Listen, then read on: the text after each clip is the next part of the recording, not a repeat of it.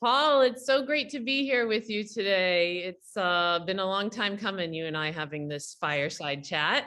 It has been, and it's great to be here, Deidre. I really love the work that you're doing. I want the community that follows me and knows me and CyberSN to know about what you're doing. The work you're doing is solving a national security crisis, which is Yeah. talent in the workforce. And so we're going to get into data that you've been publishing that I find to be completely dead on, as well as data that I have for the first time to sort of share what's happened in the last 15 months of CyberSN data. And so I thought we would jump into that after you share with everybody your story, how you found it Evolve, what Yep. Evolve is doing. Please tell us. Yeah, absolutely. And thanks for setting this up. And I'm glad we finally got to this point. I hope this is the first of many. So thanks again, Deidre. Again, my name is Paul Petefish, CEO and co-founder of Evolve Security. We started Evolve back in 2016 with the mission of to fix the cybersecurity talent gap. So really straightforward, very simple. I've been in the cybersecurity space for approaching 20 years now. Started off as a technical resource, then went consulting, and then went started Evolve. But the whole kind of beginning and how we got started with Evolve Security was really around my pain as a hiring manager when I was working and running a cybersecurity services group out of formerly Solutionary, now it's NTT Security. Boy, just the pain that I was personally having with trying to find good people and trying to find talent, right? And so started doing some digging around and realized like, wow, I mean, I think the data back then was like 350,000 unfilled jobs. Now it's like 600,000. So I guess we're trying to put a dent into this, but it looks like we're kind of losing this initial battle. But the I was in an ecosystem here in Chicago at a shared workspace where they were really big on training and like coding boot camps. And so I just had this moment of like, wow, I wonder if there's any cyber boot camps, like these coding boot camps were spun up to fix the talent shortages and the gap around, the big app development craze, that was happening, back then, which is still happening now. And certainly still a need and a gap. A lot more coding boot camps out there. And there were a handful then, but there were no cyber boot camps. So we started the first cybersecurity boot camp to take people with the right attitude and aptitude, train them in 20 weeks, and then get them into the cyber workforce to help hiring managers, companies, cybersecurity services firms to staff up.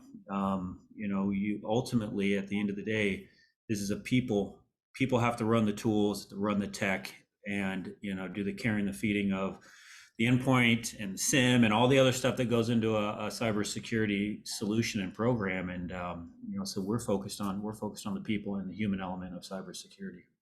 Absolutely. And, it's great service companies, great product companies are usually founded by people solving problems that are in their lives. And so I'm not surprised that as a practitioner, you thought, much like me as a practitioner, just on the sales side, but still a practitioner going, oh my gosh, I can see this hole and it's scary.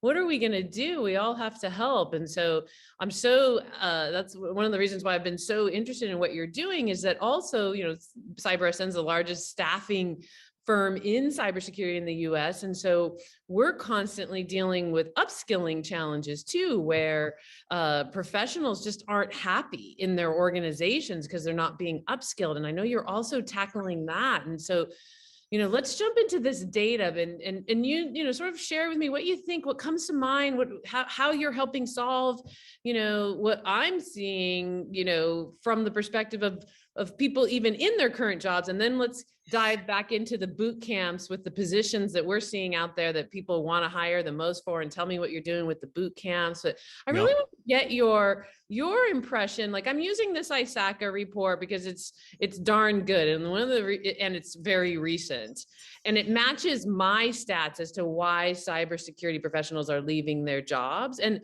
it's quite funny to see the first line be 59% recruited by other companies. I wish I could manufacture manufacture the concept of a human taking a job. It's not possible. And Mhm. so really that means that human was their armored chest armor was open. There was something missing when that Yep. recruiting call came in. And most of the time it's this number two here, which is limited promotion and development opportunities, meaning they're not being developed, they're not being created into succession planning skills and replacing themselves. And to me, if you put those two together, we're at 109%, which doesn't really add up. I think they were taking a couple other factors out, but you know what I mean? It's like, it's almost 100% of Yep. why people leave their jobs beyond the culture and the work environment is not getting the skills.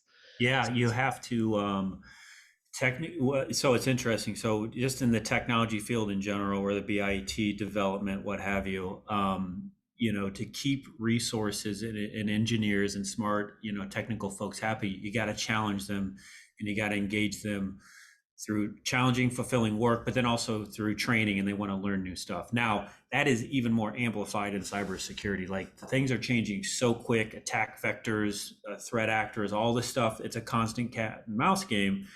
And so you almost have to put that, it's so much more accelerated, right? You need to have more engagement, more training, more consistent,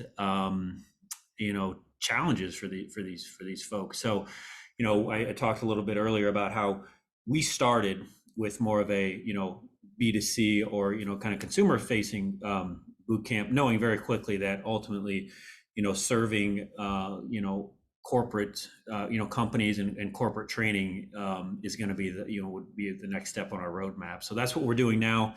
And we've built, shorter, more higher skill type, curriculum and training opportunities. One of them being offensive security and attack and pen testing. We partner with offensive security for their OSCP as one example.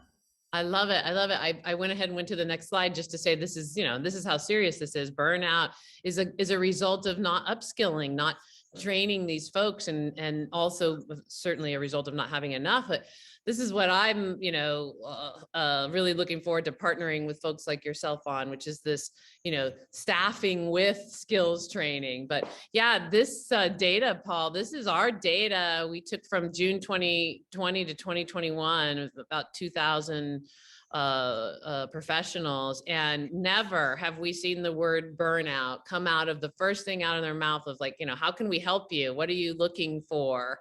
That's our first question always. How can we help? What are you looking for? And Yep. usually the first thing out of their mouth is the most important thing. It's just the way the brain works. And literally we hear the word burnout. I'm burnt out. So it's not even what I'm looking for. I'm burnt out, and so to me, again, that's the same thing. Cause if you're not in the conversation of training people constantly, consistently within your org, you're going to have burnout. So anyhow, we also saw on the East Coast, just a higher level of burnout due to acquisitions. Now companies are acquiring more and more because so much money was made during COVID, so much, Yep. money A transition lot of liquidity right now. Yeah. Yes, Yep. yes. So we saw that. So I'm so happy that's where you're going beyond the boot camps, is also helping our community upskill the folks that we have. And I think that that's a service that hiring managers would love to get their hands on, right? It makes so much sense of, okay, the IT folks are the ones that are implementing, administering, and patching and taking care of these systems. Developers are the ones building these applications that need to be secure. Fundamentally, they should have, at a very minimum, a reasonable technical security background, right? I mean, it's part of their job now. So that's where we really think that we fit in. One is taking care, getting that IT staff and that development staff to a reasonable level of technical cybersecurity awareness, we'll call it, right? Not the don't click on the email awareness, but more of technical awareness for their job role. And then to your point, the last slide talking about burnout, I think, for cybersecurity professionals, being able to step away from their day job, for a couple hours, a couple days, and to go learn something new that may help them be better, more impactful at their work. I mean, ultimately, part of burnout is just not feeling that they're providing an impact, or. So I think Yeah. pulling them out of the work, even though they're still taking on tasks and activity with training, it's just different and it's refreshing. It is, and we all need it. I mean, it's a constant management of time, right? And yet, Mhm. as organizations and leaders can take that as a responsibility, which is to manage the time of the people that work in their org such that they can have that training. And then now that we have it to provide, we can solve this. I mean, I can tell you what I see from hiring managers, and our data shows beyond the fact that these are the roles they're looking for. They would love the support of how to keep every person in their department upskilled. Yep. Because like, look at these different roles. These are different roles that need different upskilling plans too, Totally, totally. right? Yeah. I mean, they're all over the place. Yeah, security engineer is kind of more of a technical generalist, cybersecurity manager. That's totally different than obviously someone doing delivery. And then you're getting into application security and cloud, which are way different, right? Than traditional network stuff. So, yeah, And then you've got in different industries and the different impact based on the vertical of appliances. these, Yeah, right? These appliances, yep. positions. So, I'm really looking forward to all of us being able to create programs that keep these folks moving. And what if they want to move? What if they want to move from security engineer to application security engineer versus staying as a security engineer? And how do they do that? And so anything come to mind, Paul, in terms of how we should be thinking about these roles and training folks in particular? Yeah, no, you bring up an interesting point of that's another, good cybersecurity folks are curious and they constantly have this itch that they're trying to scratch of curiosity. So they're always wanting to learn the next thing. So let me tell you, if they're in cloud security, they're interested in networking security just because it's something they don't know and they don't have exposure to. So even if it's, I guess a comment is, even if it's not directly correlated to their day job, getting them exposure to something that's not is stimulating. And, it Right. will, it's hard to sometimes connect the dots, right? But, at a minimum, it's going to, obviously help them be more productive and, Right. better, happier employee. I wonder if I was just thinking about it this morning myself, but I wonder if we can, we build software here at CyberSN. So my software team, everything's points. When people go on vacations, how many points go down, or just knowing, what we're building is like, can we get to a point system in cybersecurity such that people's time can be measured enough to do these things? Because this is the challenge, like you were Yep. just saying.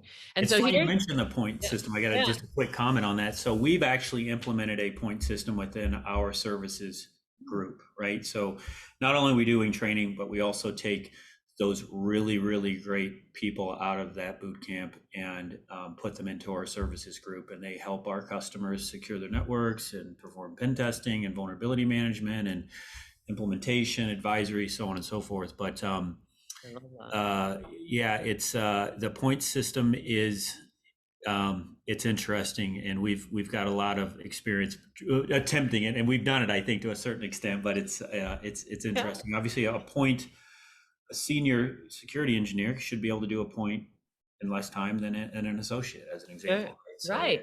yeah, Right.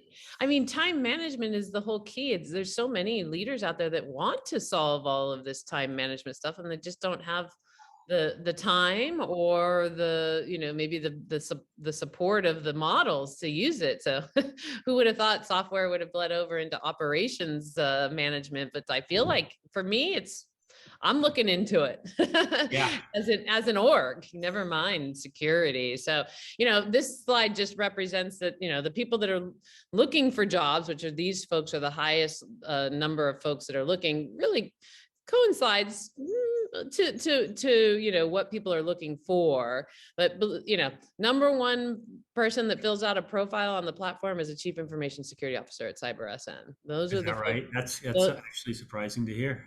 Yeah. Isn't that fascinating? Those are the Yeah. folks that are the most unhappy, unfortunately, but also they're the folks that don't have a lot of support out in the world of recruiting.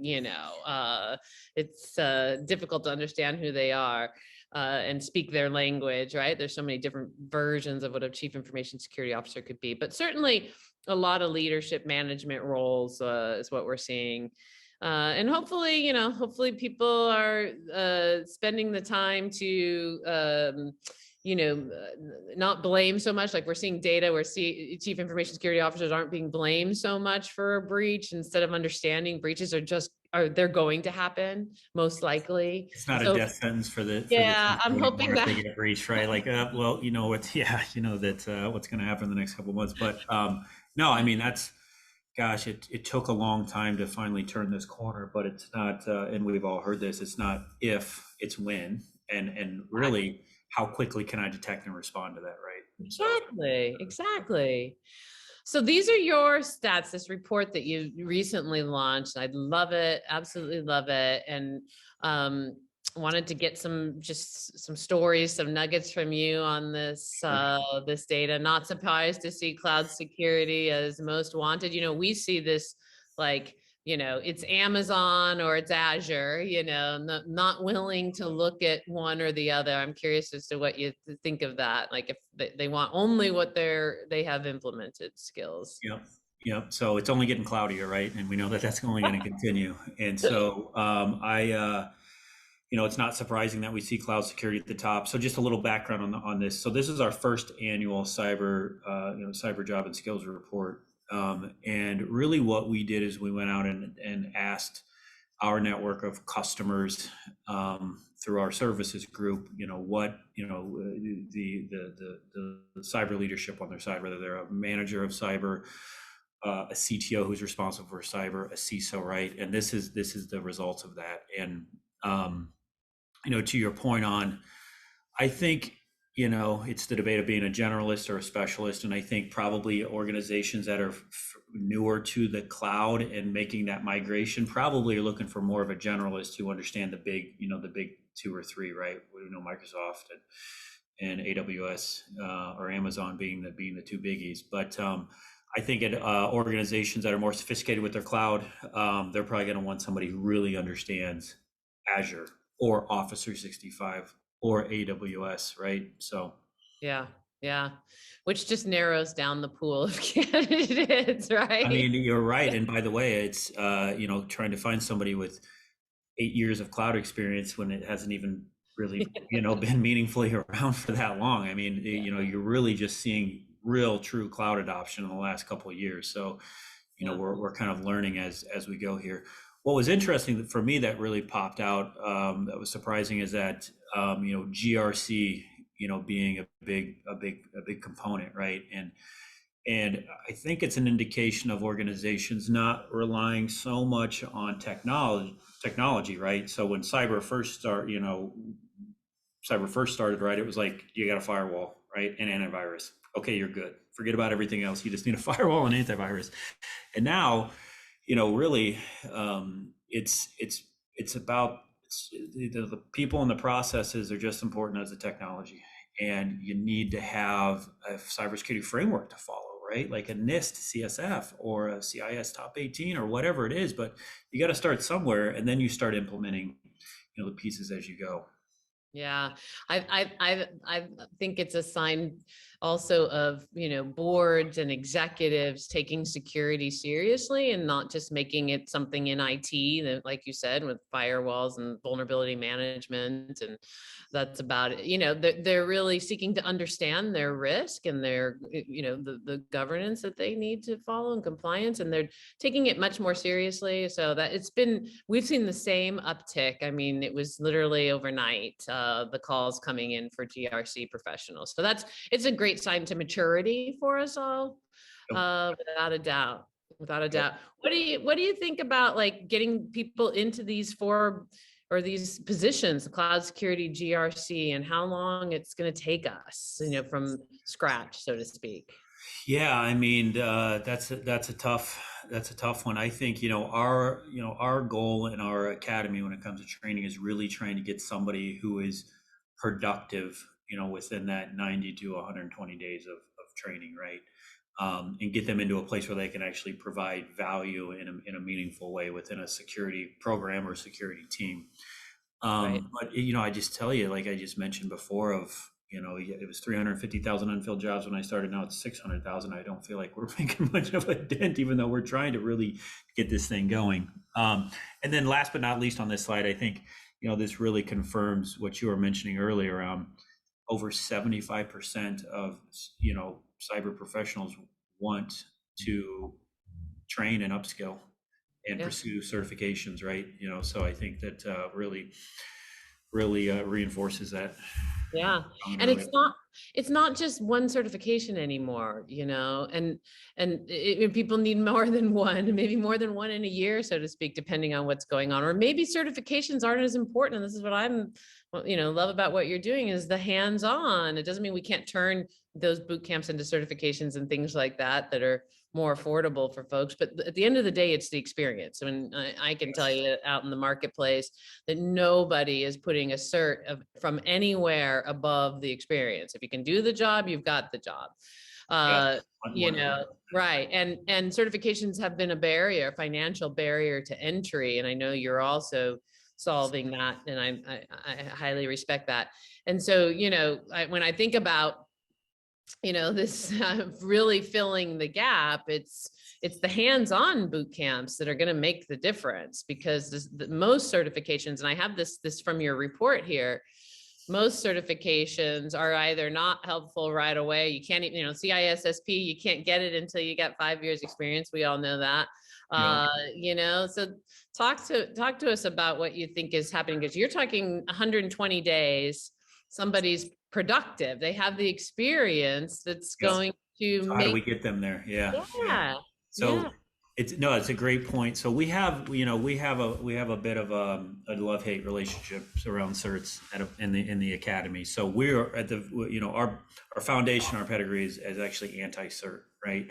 Now, certifications are interesting. They're important to certain people, right? And certain hiring managers. And it also shows that, I did pick up some piece of knowledge, right, through this thing, but we're totally anti-teach to test, or teach to the test, or teach to, pass the test, right?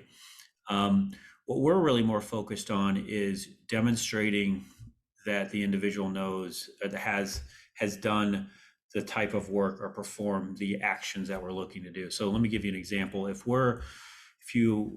someone's looking to have a SOC analyst who understands, SIM, well, we think it's far more impactful versus them having a Splunk certification, which is not a bad thing. It's far more impactful to put them into an environment or simulation or range that we have through our Cyber Lab, which is our custom training platform, and have them go through 100 similars that are legitimate, from, real world honeypots and traffic that we've collected, and, sensors on the internet that researchers have deployed, to really, I think that's far more impactful to say, listen, this individual has handled over 100 similars through whatever platform, right?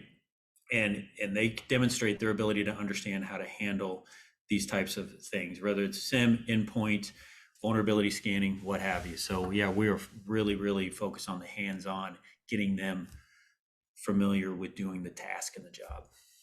I love it. I love it. Again, as somebody that's been out there trying to get, our clients to hire, sort of new to the business. I'm not using entry level anymore, but let's just say even new to the business, they want to, the folks just don't have enough hands-on experience. And that's why I'm so excited about what you're doing.